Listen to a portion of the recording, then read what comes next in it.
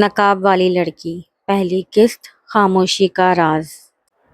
کراچی کے ایک مشہور گرلز کالج میں نیا سیشن شروع ہوا تھا۔ ہر طرف ہنسی، شور، سیلفیاں، نئی ڈائریاں، نئے خواب۔ لیکن اس ہجوم میں ایک لڑکی ایسی تھی جو سب سے الگ تھی۔ سیاہ نقاب، سادہ یونیفارم، نظریں جھکی ہوئی۔ اس کا نام تھا حیا فاطمہ۔ جب وہ پہلی بار کلاس میں داخل ہوئی تو پورا کمرہ چند لمحوں کے لیے خاموش ہو گیا۔ پچھلی بینچ پر بیٹھنے والی لڑکیوں نے سرگوشی کی، اتنا سخت پردہ آج کے زمانے میں، لگتا ہے بہت مذہبی ٹائپ ہے یا پھر کوئی ڈرامہ کر رہی ہے۔ مگر حیا نے کسی کی طرف نہیں دیکھا، وہ آہستہ سے آخری کونے میں جا کر بیٹھ گئی۔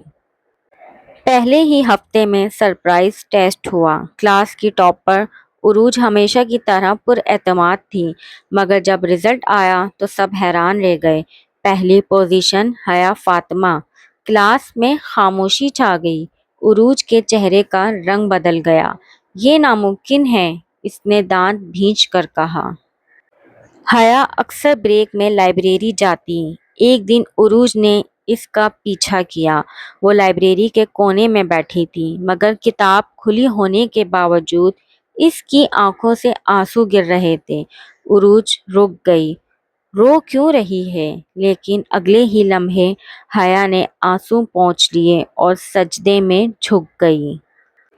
عروج کے دل میں پہلی بار سوال پیدا ہوا، یہ لڑکی ہے کون؟ اگلے دن کالج میں ایک خاتون آئیں۔ انہوں نے آفس میں جا کر پرنسپل سے کہا، مجھے حیا فاطمہ سے ملنا ہے فوراً۔ جب حیا کو بلایا گیا، وہ باہر آئی۔ خاتون نے اسے دیکھتے ہی کہا، تم یہاں کیا کر رہی ہو؟ پورا اسٹاف روم خاموش ہو گیا۔ قسط نمبر 2، ماضی کا سایہ۔ کالج میں افواہیں پھیل گئیں، لگتا ہے کوئی مسئلہ ہے، شاید گھر سے بھاگی ہوئی ہے، شاید کسی کیس میں تھی۔ عروج کو جیسے موقع مل گیا۔ وہ خاتون دراصل ایک یتیم خانے کی منتظم تھیں۔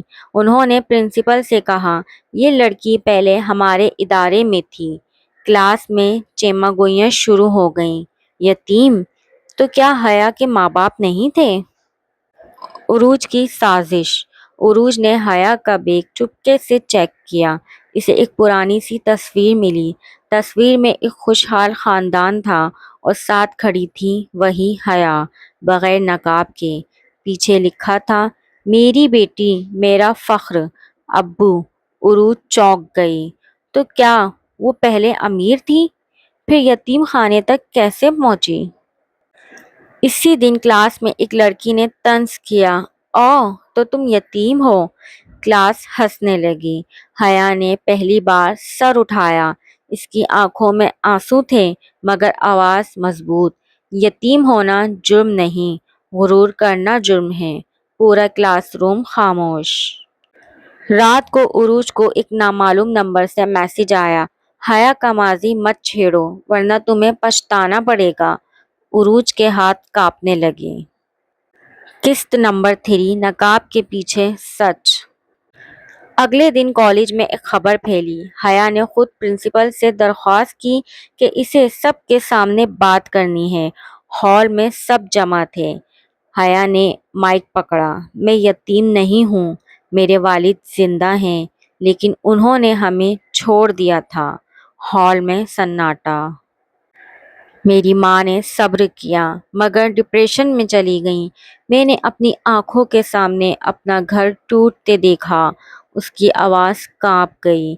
اس لیے میں نے نقاب اختیار کیا تاکہ لوگ میرے چہرے کو نہیں، میرے کردار کو دیکھیں۔